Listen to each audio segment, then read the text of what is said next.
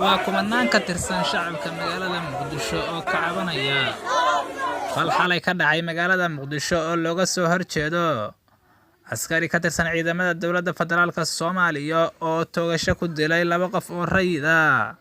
Dadkan ayaa waxay ka caraysnaayeen askarigaasi falka uu ku dhaqaaqay, waxa ayna sheegeen inay banaanbaxan wadi doonaan ilaa cadaaladda ay ka helaan dadkii halkaas lagu laayay. Waxa ayna magaalooyinka magaalada Muqdisho ku gubeen taayiro iyo waliba mas'uuliyiinta dowladda federaalka Soomaaliya sawiradooda ugu horeeya madaxweyne Farmaajo.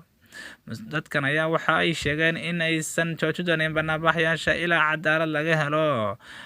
waxaana banaanbaxayaasha magaalada Muqdisho kula hadlay gudoomiyaha gobolka Banaadir Cumar Maxamed Maxamuud Cumar Finish oo sheegay in askarigii falkaasi geystay ay gacanta ku dhigeen. Waxa uu sheegay in maxkamad la soo saari doono. Dibadbaxayaashan ayaa gabi ahaanba iska diiday inay joojiyaan banaanbaxa, waxa ayna sheegeen inay wadi doonaan ilaa cadaalad laga helo.